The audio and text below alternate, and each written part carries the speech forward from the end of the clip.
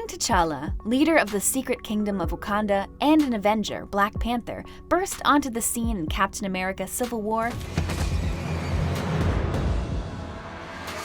and was the subject of the Academy Award-winning film Black Panther.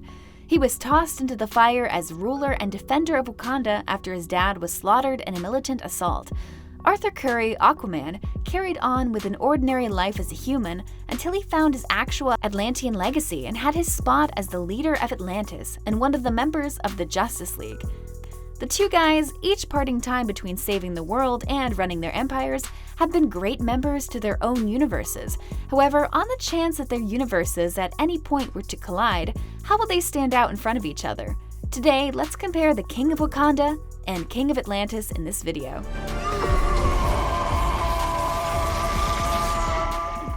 Powers.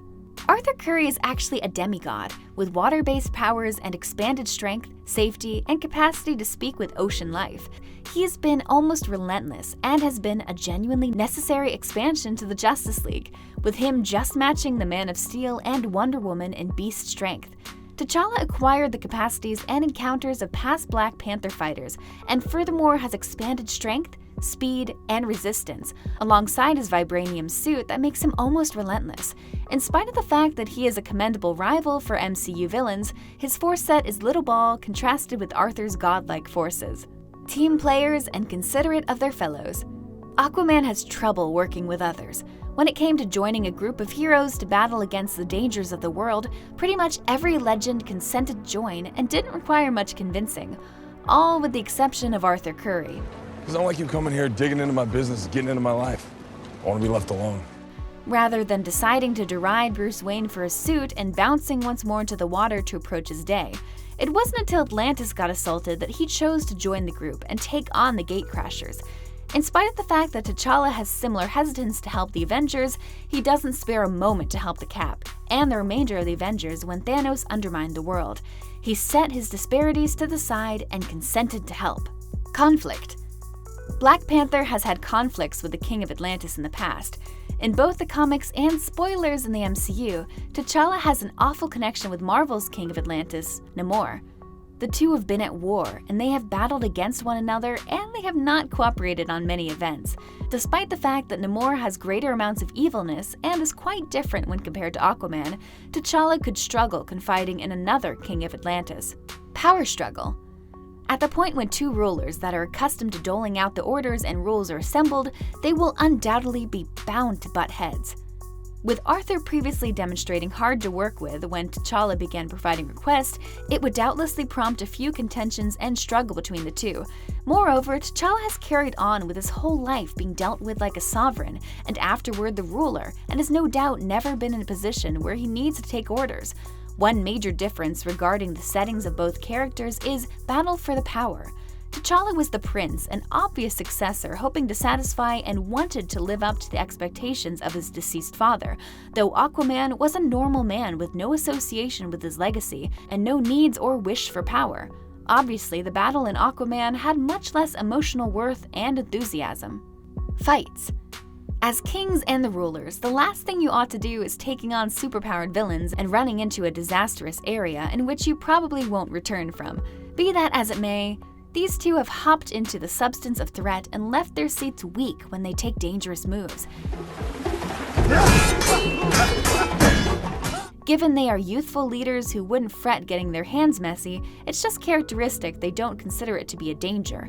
Yet, to the remainder of the realms, it can also be viewed as foolishness. Wealth. As Black Panther is the only ruler of Wakanda, his net worth also includes the economic situation and GDP of his country. No surprise then that estimates of T'Challa's net worth, thanks to Wakanda's 10,000-ton reserve of vibranium, range from 500 billion to 100 trillion. T'Challa possesses the equivalent of all the world's wealth and then some, all $78 trillion of the gross world product. He possesses huge vibranium reserves that add up to his $90 trillion net worth, and even if his vibranium reserves are ignored for a while, Wakanda's economic situation is quite impressive. However, if we swim down to the facts, Aquaman is the ruler of 70% of Earth's surface. He is the king of Atlantis, so he owns everything in the 7 seas. That means all the gold, Oil, diamonds, rubies, etc. yet to be found in the ocean belongs to him. In shipwreck treasure alone, Aquaman estimates he has 60 billion. We weren't able to find a definite number for Aquaman's net worth, but the closest we found was 150 trillion, based on the amount of gold there is in the oceans by the current value of gold per ounce. Weaknesses. Black Panther is human. For one significance, like every other person, he can succumb to his feelings. His other shortcoming is his affection for his nation, like in the film. He got the opportunity to run, however didn't. Additionally, his suit is fit for engrossing active energy. However, imagine a scenario in which you gave it such a lot of that it couldn't take. His other weakness is his family. He would chase down whoever took them to the closures of the earth. However, Aquaman, on the other hand, has a life-threatening weakness. Apart from a strong emotional attachment with his people, Aquaman needs to come into contact with water at once each hour or he would die. Before this progression, Aquaman could exist in both ways in and without water uncertainty. Black Panther and Aquaman both here can control their emotional weaknesses, but the King of Atlantis has to deal with a physical life-threatening weakness as well. So, out of these two, who is the leader you like? Do you resonate more with the King of Wakanda or King of Atlantis?